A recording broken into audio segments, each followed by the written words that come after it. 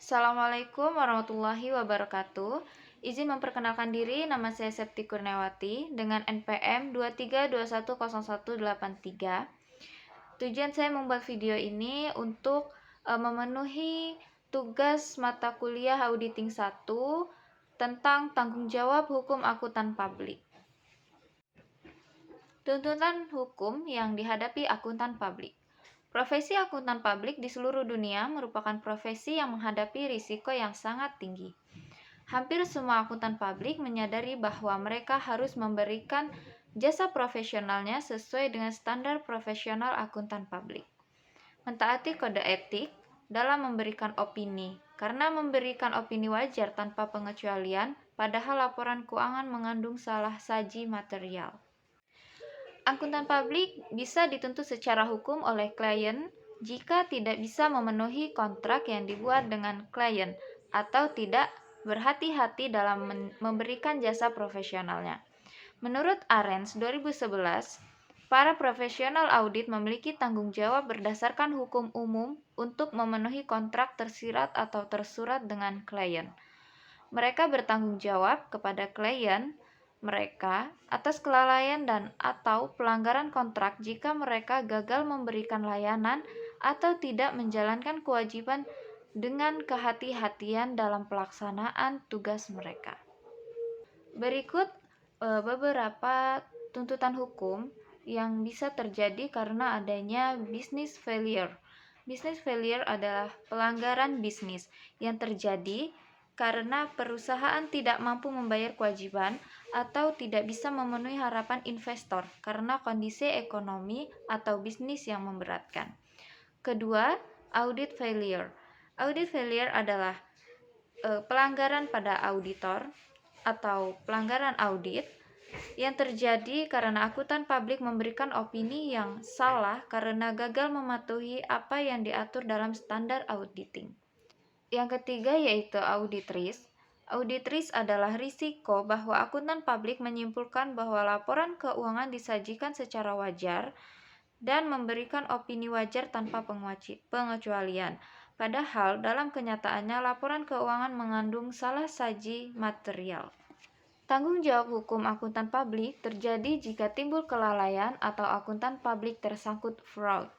Jenis pelanggaran dapat dibedakan menjadi 4. Yang pertama, ordinary negligence, yaitu kesalahan ringan, manusiawi, atau tidak disengaja.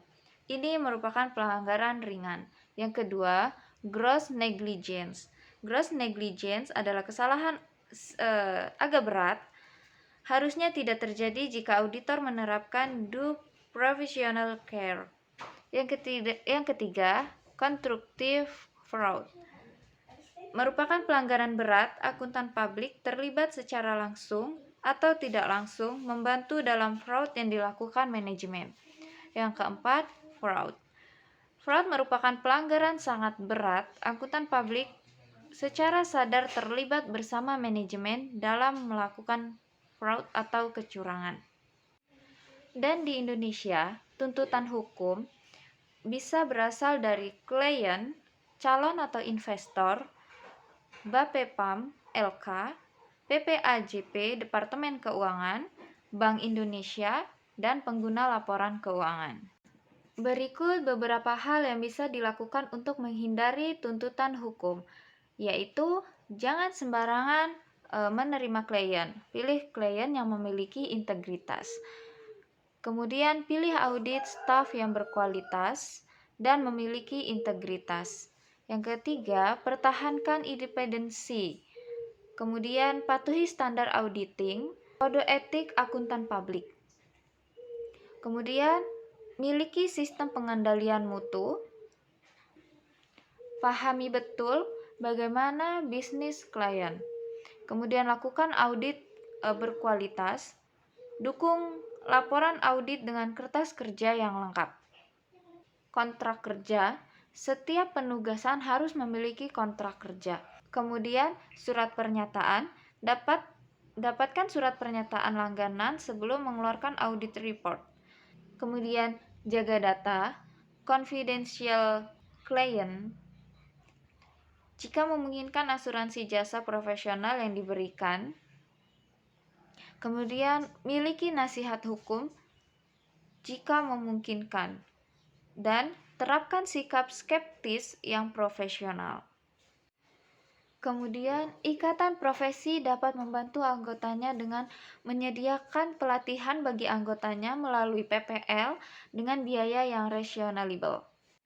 Kemudian, menerapkan peer review, mengupdate standar auditing dan aturan etika, melakukan research di bidang auditing, memberikan edukasi kepada pengguna laporan keuangan, dan memberikan sanksi yang tegas terhadap anggota yang melakukan pelanggaran.